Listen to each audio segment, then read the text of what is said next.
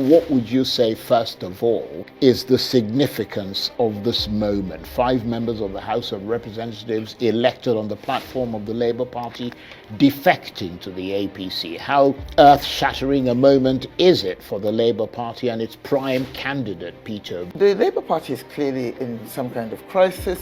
You know, we had all that drama around their chairmanship and the traitor who was on the take from outside elements. But the thing that depresses me most is actually, it is Peter Obi himself. I just don't understand how somebody who was this sparkling, inspirational figure who created a movement almost overnight, I don't understand how Peter Obi has gone from there to there. He's like a firework that has turned into a damp squib. Hello friends, all over Nigeria and abroad, greetings and salutation. This is your friend, Dr. Haruna Goro. I know by now many of you know me. I have been advocating for good governance in Nigeria. Something that looks like a daydream, but I believe one day it will come to pass. As you may have seen in the topic or the thumbnail of this video, that Peter Obi may never become president in Nigeria. I know you want to know why. I just finished watching a video on Arise TV with a popular journalist called Donu Kogbara. This lady was a stout supporter of Peter Obi and was also an obedient, and she is very, very frustrated. I want you to watch the video, and I'm going to come back and just give you my take on it, because a lot of people are frustrated. They are decamping from LP. They are joining the ruling APC party, a party that many of us knew was not good for Nigeria. And now they are jumping ship and they are going to the APC. And we can't blame all of them. I want you to listen to this lady, Donu, and the interview on Arise. And I'm coming back to tell you my take. Great to see you again. Hi Charles, thanks for having me. It's been a while actually, so it's good to have you back here. I've been keeping a low profile because I've been profoundly depressed. Why have you been depressed? Well, funnily enough, it's the very topic that you addressed in the first half of this program. Well, let's get to that then and get your take on it. I was going to say, what would you say, first of all, is the significance of this moment? 5 members of the House of Representatives elected on the platform of the Labour Party defecting to the APC. How earth-shattering a moment is it for the Labour Party and its prime candidate, Peter Obi, even though they're obviously saying that it doesn't really mean that much? Okay, well, rats have always deserted sinking ships. So, as far as I'm concerned, ta-ra, bye-bye to those 5. They're entitled to do what they want if it's within the ambit of the law, which I'm not even sure it is. But you know, for me, the Labour Party is clearly in some kind of crisis.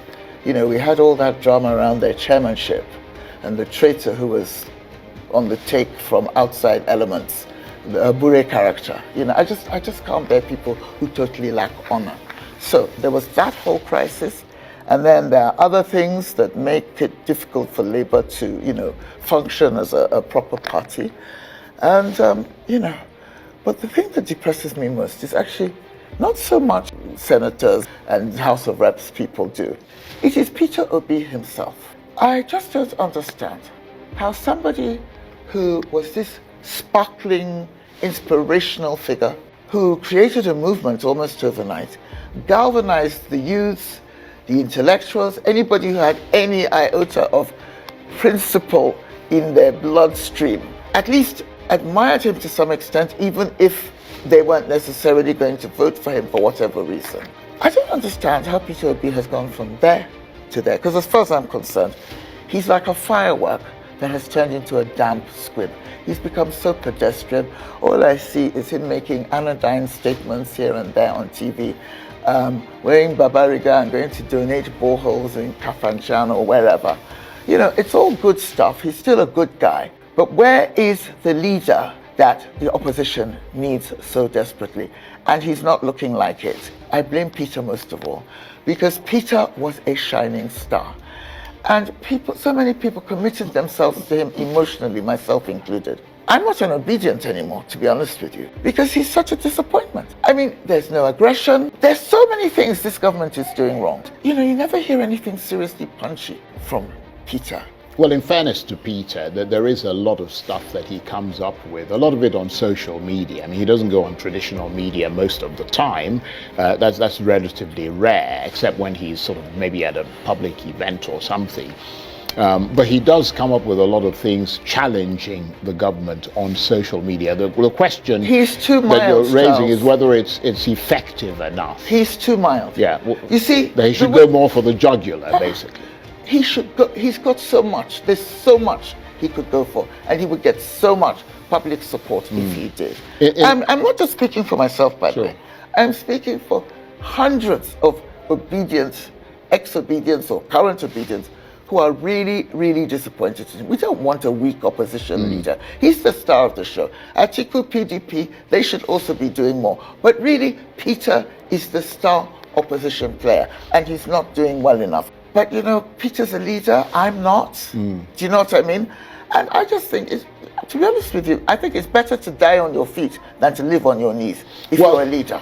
Some analysts have alleged that the way the elections went in 2023, taking on what you're saying, and the way some people think, the way the elections were pushed, depending on your point of view, in favor of the APC, and more recently the governorship elections in Edo and Ondo states, that there is just no chance for any other party in the way they're currently constituted in 2027. A lot of these people who are defecting, for example, are simply coming to terms with that reality and positioning themselves in 2027 by joining the APC. Well, you know, I can understand anybody.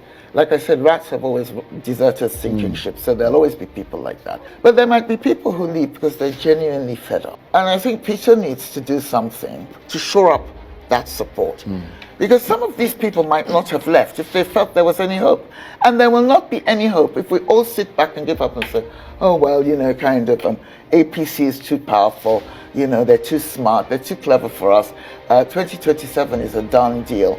It is not a done deal. The global trend in Africa and other countries is for oppositions to have surprise victories, to turn over the status quo. I mean, someone said to me, oh, well, you know, Peter doesn't want to go to prison. You know, he doesn't want to make too much trouble in case they arrest him. I said, prison was the making of Nelson Mandela. And Tinubu is not a complete animal. He's not going to kill him. What I'm saying is, you see, like Dele Farotimi, which is our next topic. Yeah. Look at the groundswell of support and excitement that his rebelliousness has generated. Now you just heard that yourself. What do you have to say? Somebody may say, no, but I'm committed to Peter Obi no matter what. But let me say this to you. As much as I believe that Peter Obi has what it takes to bring change in Nigeria, but if he continues doing things the way he's doing, because I'm telling you, the politics of Nigeria and politics in general is not for gentlemen. If you want to play it safe, that means he shouldn't even do the politics. He should wait for politicians to go out and viciously campaign. And when they get the mandate, then they can bring him and then enthrone him like the king over Nigeria. But the way Peter Obi, he wants to say sorry on everything. He wants to play diplomacy and go and beg. See how he went to Babalola to go and see him with a discussion concerning Dele Farotimi. I'm not saying he should go aggressive, but I'm telling you to unseat these evil cabals, these wicked, selfish, greedy politicians. You can't play it safe. Imagine if Nelson Mandela was just playing diplomacy, but he had to go to jail before South Africa became free. Imagine if Martin Luther was just playing safe, singing Kumbaya in the church. Blacks would not have been free today. Imagine if Rosa Parks in Alabama, Montgomery, if she had not protested, refusing to sit at the back of the bus, till today women would have been oppressed, especially black women. So to bring change in Nigeria, we need somebody with a heart of steel. I call upon Peter Obi, please listen to the people. Many of the obedience that came out, sacrificed their lives, sacrificed their money, and went out on the street before the election, during the election, and even after the mandate was stolen, they went out to protest, and they were saying, we want our mandate to be restored that was stolen, but you said you are going to court. People like us, we said it's not going to work. Even your running mate was speaking, but you said you trust the judiciary, but you did not know that Anambra is not Nigeria. Tinubu is a slick person. He has surrounded himself with slick people. If he could talk about stealing the mandate and running before the elections, and he did it, are you thinking that you will come in 2027 and still have the followership that you had and even have the votes that they claim that you have? It's not possible. You know the reason? Because he is now the incumbent. He is now the president, commander-in-chief. We may deny it, but that's what is happening. Whatever they are doing is affecting all of us. That's why Peter Obi has to change strategy. If he has the dream of ever becoming a president in Nigeria, politics is not for wimps. It's not for people that are gentle and calm. Surround yourself with people that will push, having the tenacity, the vigor, the power. Yes, we appreciate the work you are doing, going around boreholes, in helping people, the poor, going to nations. But I'm telling you, Peter Obi, Nigerians need you at a time like this. And they are not looking for a manager. They are looking for a leader, a person that will take his stand. If it means you have to go to jail, many of the people that have salvaged nations, that have brought freedom to nations, they put their necks, they put their lives on the line. Then it happened.